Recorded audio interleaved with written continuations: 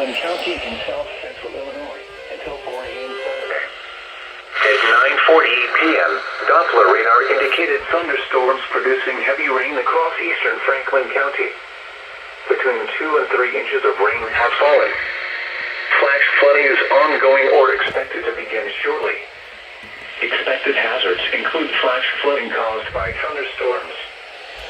Source: radar. The following impacts are expected: flash flooding of small creeks and streams, urban areas, highways, streets, and underpasses, as well as other poor drainage and low-lying areas.